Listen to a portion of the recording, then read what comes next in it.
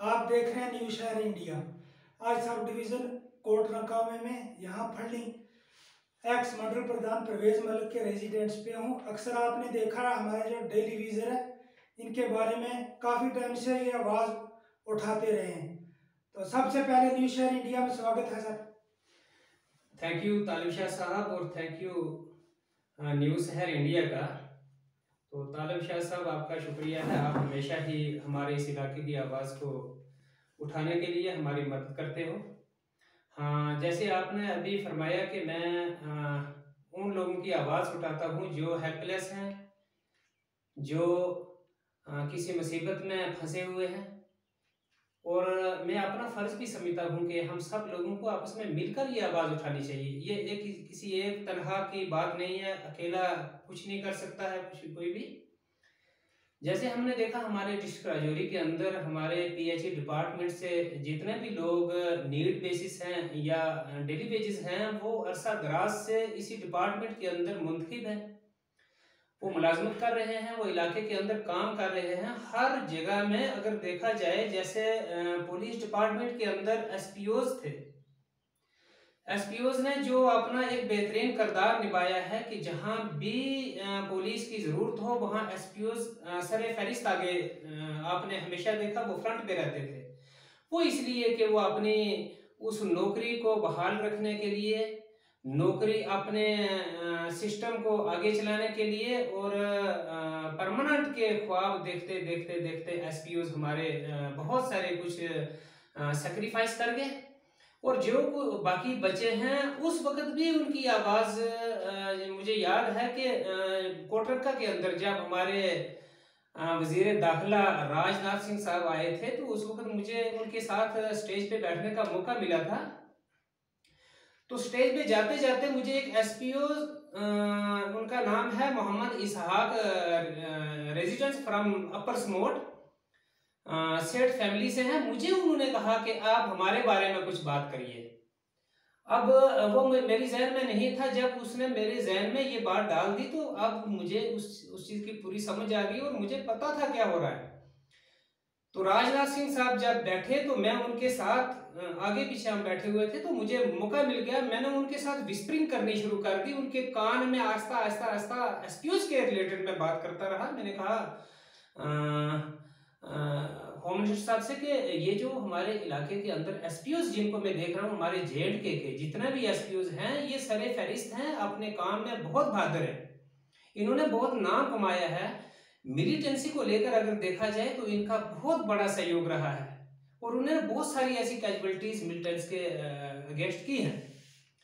तो उसी बात को लेकर राजनाथ सिंह साहब ने उस वक्त मेरी उस बात को इतने गौर से सुना, इतने गौर से सुना। मैंने उनसे लास्ट में एक बात कही, मैंने कहा जनाब एक बात और भी हो सकती है कि अगर इनके बारे में कोई अच्छा फैसला ना उठाया गया, कोई अच्छा स्टेप ना उठाया गया, तो ऐसा भी हो सकता है कि ये लोग सारे जितने भी हैं ये हर किस्म से फिट है, ट्रेनिंग शुदा लोग हैं ये, तो ये जम्मू कश्मीर की सालमियत को तबाह करने में भी इनका बेहतरीन रोल बन जाएगा। तो इससे बेहतर है कि अगर कुछ हो सके तो इनके बारे में अच्छा स्टेप उठाइए। तो राजनाथ सिंह से साहब ने उस वक्त, ये पूरे इलाके के लोग शहादत हैं, उन्होंने नाम लेकर मेरा, उन्होंने कहा कि इन्होंने थोड़ी सी ये बात कही है, उन्होंने अपनी पूरी स्पीच ही एसपीओज के हक में कर दी। उन्होंने कहा हम एसपीओज के बारे में अच्छा फैसला उठाएंगे, हम सेंटर में बात करेंगे, और उसके बाद हम कोशिश करेंगे कि इनकी हम जो तनख्वाह है, जो वेज है, इसकी सैलरी है इनकी, वो हम उसको बढ़ाएंगे। उसके बाद नेक्स्ट जो स्टेप होगा वो हम करेंगे। तो अल्हम्दुलिल्लाह मेरे हिसाब से मैं ये मान के चलता हूँ कि अल्लाह की ज़ात ने वो सबसे बढ़िया उस वक्त जो हमारी बात हुई वो सुनी गई, उस पर काम हुआ। तो आज एसपीओज भी जो हैं वो इसी तरह उधारे नहीं बैठे हुए हैं, वो भी अपनी जगह में फिट हैं। उसी बात को लेके अब हमने मैं काफ़ी देर से सुन रहा हूँ कि हमारे डिस्ट्रिक्ट राजौरी के अंदर जितने भी हमारे महकमा पीएचई के मुलाजिम हैं,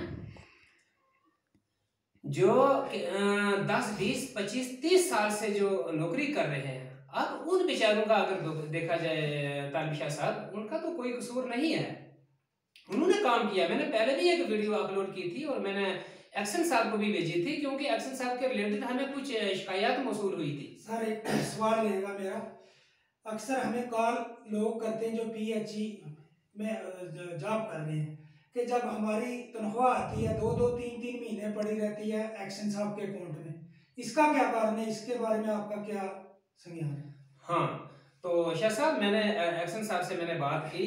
उन्होंने एक बार मुझे कहा, जनाब क्या करें, ये जो जितने भी ये नीड बेसिस लोग हैं, डेली वेजेस हैं, ये काम नहीं करते। मैंने कहा एक्शन साहब, काम आप नहीं बता सकते हो ये काम क्या कर रहे हैं। काम आप इलाके के अंदर जाके देखिए, ये इलाके के अंदर बहुत बड़ा काम करते हैं और इनका बहुत बड़ा हिस्सा है इलाके के लोगों के अंदर। वरना आए दिन लोगों की बहुत हड़तालें होती, सड़कें ब्लॉक होती, आए दिन हमें कुछ ना कुछ परेशानियों का सामना करना पड़ता है। लेकिन मैं उनको मुबारकबाद देता हूँ, इन डेली वेजेस हमारे जितने भी नीड बेसिस लोग हैं, इन्होंने अच्छे ढंग से काम किया। लेकिन उनकी जो बात है, जैसे आपने अभी फरमाया कि इनकी 2-3 महीने की तनख्वाह पड़ी रहती है, इनकी 2-3 महीने की नहीं बल्कि 21 महीने की तनख्वाह अभी तक इनकी वागजार नहीं हुई है। आप ये मान के चलिए कि ये लोग बहुत गरीब हैं। जैसे मैंने इनको नजदीक से देखा हुआ है, ये भी अपने घरों में पूरा परिवार रखते हैं, इनके बच्चे हैं, इनके सिस्टर्स हैं, भाई हैं, पेरेंट्स हैं, ओल्ड हैं वो भी, तो इन्होंने सबका देखना होता है। तो आप ये आप सोच सकते हैं कि वो लोग कितने मुसीबत में हैं। अब वो किसी दूसरी जगह कोई काम नहीं कर सकते। अगर यही लोग दुकानदारी करते हैं, बिजनेस करते हैं, कहीं पे मजदूरी करते हैं, तो इनके खिलाफ वो भी शिकायत आती हैं। और वैसे भी हमारे इलाके के लोग इनको बैठने नहीं देते हैं। फौरी तौर पे हम फोन करते हैं, आज फलां जगह से लाइन ब्लॉक हो गई है, आज डैमेज हो गई है, आज पानी नहीं आया, आज जो ऊपर वाला जहां से पानी आ रहा है वहां प्रॉब्लम है। तो इसी के रिलेटेड यूटी एडमिनिस्ट्रेशन के अगर आपका क्या मुद्दा रहेगा? मेरा गवर्नर इंतजामिया से ये मुद्दा रहेगा कि हमारे गवर्नर सिन्हा साहब एक अच्छे बेहतरीन आदमी हैं, एक सियासी कारकुन भी हैं, और उनको अगर हमारे JNK में एज ए गवर्नर यहाँ पे काम करने का मौका मिला है, तो मेरी उनसे ये गुजारिश रहेगी कि आप इन गरीब लोगों का काम जरूर कीजिए। ये लोग नहते हैं, मजबूर हैं, इनकी आए दिन जो शिकायत हमारे पास आती हैं, इनकी तनख्वाह वागजार नहीं हो रही है। अभी अगर इनको 6,500 रुपया तनख्वाह मिलती है तो वो भी इनके लिए नाकाफी है। लेकिन फिर भी मैं हमारा ये मानना है कि इनको मिलनी चाहिए। और गवर्नर इंतजामिया से सब तनख्वाह तो मिलनी चाहिए, लेकिन ये बेचारे बूढ़े हो चुके हैं।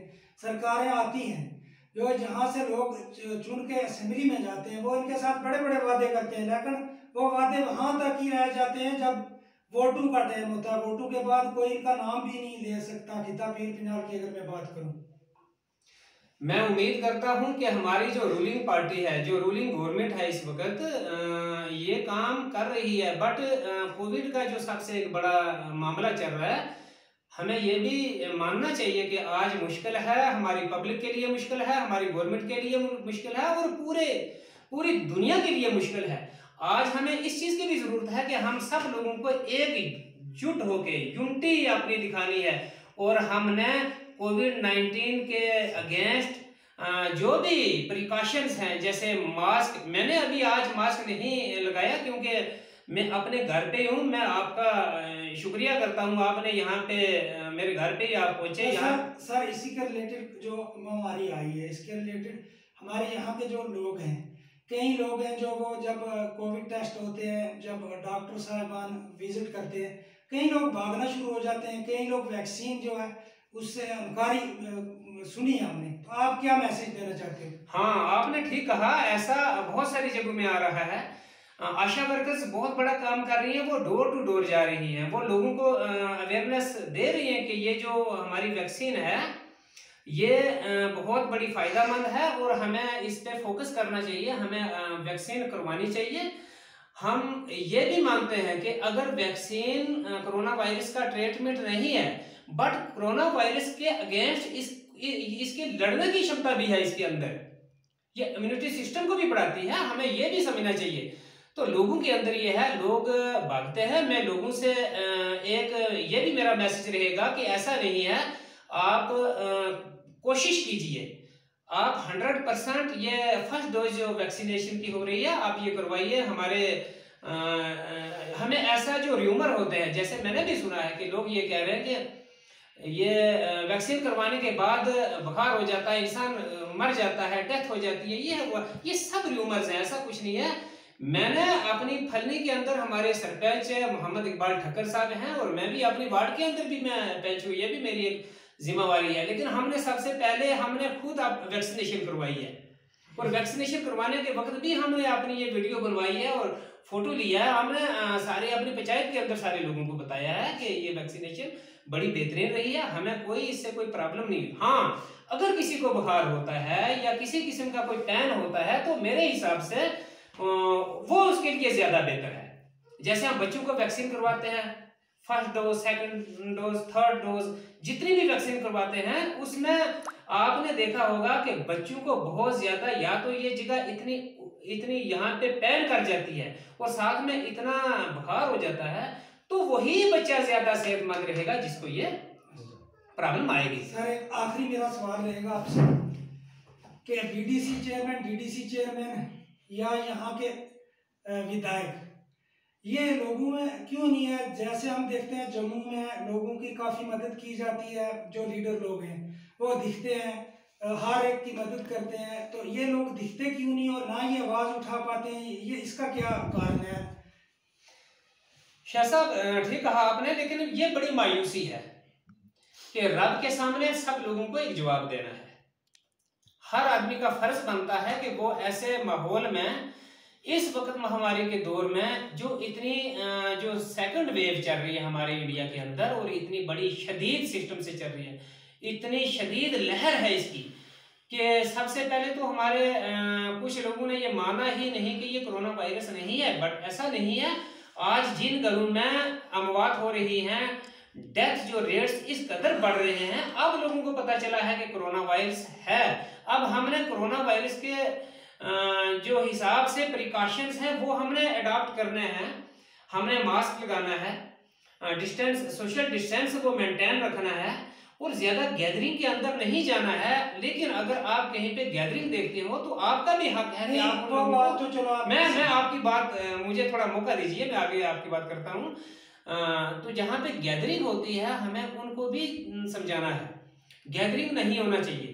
बाकी यहाँ डीडीसी, बीडीसी, जो भी यहाँ विधायक लोग बने हैं, जो रिस्पॉन्सिबल हैं, वो लोगों ने उनको वोट दिए हैं, लोगों ने उन पे ट्रस्ट किया है। अब ट्रस्ट करने के बाद लोगों ने उनको खींच के अपनी तरफ नहीं लाना है। अब ये उनको समझ में आना चाहिए, उनकी समझ में ये बात होनी चाहिए कि आज आम लोगों के अंदर आज हमारी जरूरत है, हम लोगों के अंदर जाएं, हम लोगों को समझाएं, हम लोगों के साथ बैठें, ये उनकी अवलीन जिम्मेवारी है। आज डीडीसी, बीडीसी ने किसी को ये नौकरियां नहीं देनी है और ना किसी किस्म की पब्लिक की तरफ से कोई डिमांड है, बट अगर है तो वो यही है कि हम अच्छे ढंग से हम बैठे। जैसे आपने भी कहा, लोग इंजेक्शन नहीं करवा रहे, वैक्सीनेशन नहीं हो रही है, सैंपलिंग नहीं हो रही है, तो इन्हीं के बारे में अगर हमारे डीडीसी, बीडीसी हमारे बीच में बैठेंगे तो मेरे हिसाब से इनमें प्रॉब्लम इस बात में नहीं आएगी। ये ज्यादा मात्रा में टेस्ट होंगे, ज्यादा मात्रा में वैक्सीनेशन होगी, तो इनको आना चाहिए। काफी अहम मुद्दों पे बात की यहाँ हमारे जो एक्स मंडल प्रधान प्रवेश जी हैं, अभी पीएचडी के बारे में। तो आप देखते रहे न्यूज़ शहर इंडिया में तालिबिशा।